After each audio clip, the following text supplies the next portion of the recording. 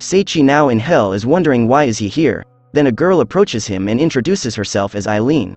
The hero, however, can't remember who she is. Then a mysterious voice is heard by the two of them. That voice also tells them that they are now in the underworld where the souls of the dead wander about. Of course they are shocked on what on earth is going on, and cannot believe that they are seriously dead. The voice added, if the main character is dead, this anime is over, that's why they will have to do everything to get back to life. They must now go to a place called the Gate of Life in order to be reborn, and Seiichi asks if they go there they have a chance to live again, and the voice says yes. The energetic girl tells that she will give her 100% to live again, and so off they will go to this Gate of Life. Next, a video is shown to both of them and it looks like the past life of Eileen. She used to be all alone eating her lunch at the rooftop and she accidentally dropped her chopstick. Then fat Seiichi approaches her offering his chopsticks with a smile. The shy Eileen thanked him for his kindness. The hero asks why is she always alone, but Eileen prefers not to answer such personal question about her and Seiichi apologizes.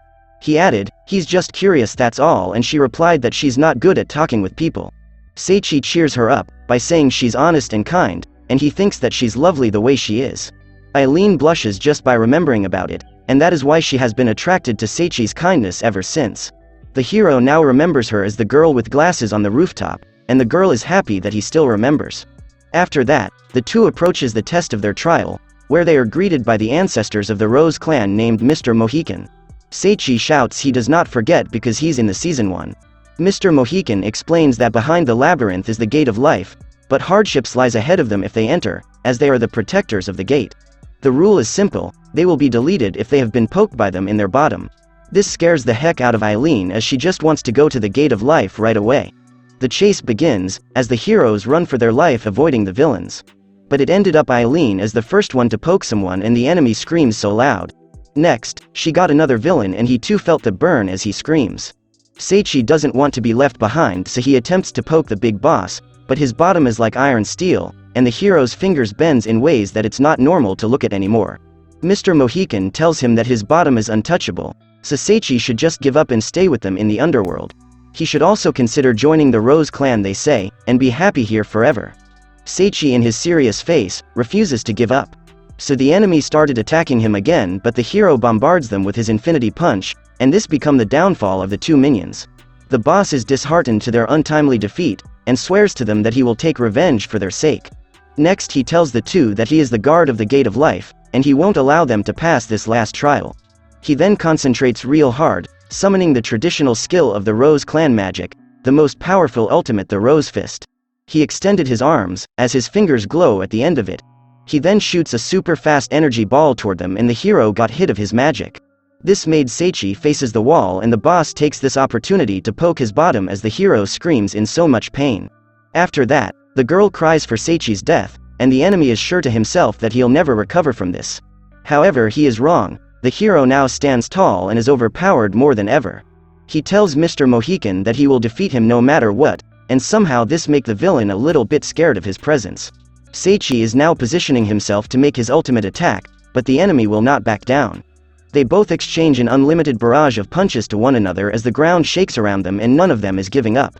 However, the hero manages to avoid one of his punches and takes this opportunity to step in and gives him a powerful punch that makes him bend on his knees. It has been so long since his last conquest, as he remembers getting hit by a lightning. The two heroes now pass the defeated Mr. Mohican, and they finally get to see the Gate of Life, overcoming their challenges. A selection for the new members of the guild is being held on stage, and the original members lay down what they are looking for their new recruit. The first contestant is a muscular guy, and already they approve of him right away. But he got pricked by his pointy metal that made the contender deflated into the air. Another is an old man wanting to be a hero just like them.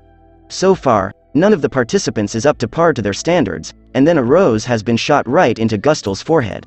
A mysterious man is introducing himself to them, and just to test him, a guild member throws him a baby bottle and he catches it. The guy exactly pinpoint all the right ingredients of what's inside of it, including after drinking it, he knows the exact temperature of how is it prepared. All of them are amazed by what the newcomer can do, even with the rapid body waist movement as effortless for the three idiots.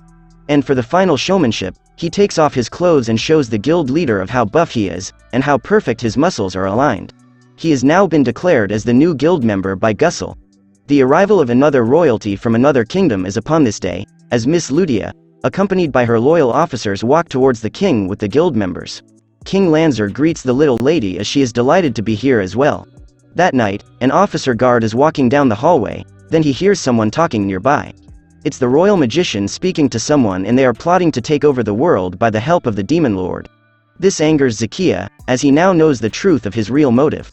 The sorcerer gladly tells him their scheme. He tells that the people of the kingdom are crying for help, and their despair will help the demon lord's revival. Zakia won't let it happen. Then he attacks the villain using his mighty sword, but it's no use. Even though the enemy has been slashed in half, he could still talk, telling the knight that no one could stop their evil plan. A past is shown, when the former king tells a story about 3 decades ago. A country has been invaded by demons and they burn the entire place to the ground. The king's last wish is that he entrust the safety of the country to Zakia's hand and save it. If all things got out of control, he should seek help to the neighboring countries and lead this country. While riding his horse, he was suddenly been attacked, and then appears this kid with a scythe, asking him where is he going in a rush. He suddenly disappeared and the alerted knight attacked the villain from behind, but he misses. Zakia asks him if he's a member of the demon cult. The boy says yes, and the fighting continues between the two. A barrage of sword strike by the knight has been made, but none of it hit, but the villain slips, so the knight takes this chance to pierce him, but he was then stopped by a demon magic. The boy is just using his one finger to stop his blade and cast the knight with curse magic spell. It is melting his armor at first, and then his health is little by little deteriorating. But the pride inside of Zakia won't let himself die and gave it all he got with his final strike. However, the boy's barrier is just too strong, stopping his blade and then breaking it into many pieces. The knight is on his knees already and is just helpless before the enemy, but then he remembers that the king gave him a title for a reason, Zakia the King's Sword. And with this, he screams loudly and uses a sword spell technique to the ground. It transforms his sword into a more powerful one, the magic sword Febtia. Then he releases a devastating energy strike to the enemy, that made his entire barrier disappears along with him. Unfortunately, the boy still lives, and he is disappointed of how weak the knight is. He's about to finish him off, but it was blocked by the sword of another knight named Louise, leader of the Valkyries. The woman then bravely faces the villain by herself, and yet again the boy effortlessly avoided her attacks. And she too shares the same fate of Zakia, being defeated by the mighty opponent. But Louise just smiles, uttering the name of her teacher who can defeat him in an instant, she says. The boy is getting annoyed by her already, so he blasted her a dark energy ball, while the heroic knight takes the hit to himself, saving the Valkyrie. This made Zakia collapse to the ground, and strangely the boy remembers about something in his past, being at the mercy of a giant Cerberus destroying the city, and a woman saves him from before. After that, the villain made the decision to leave, that made Louise left wondering. Watch this next video. See you on the next one.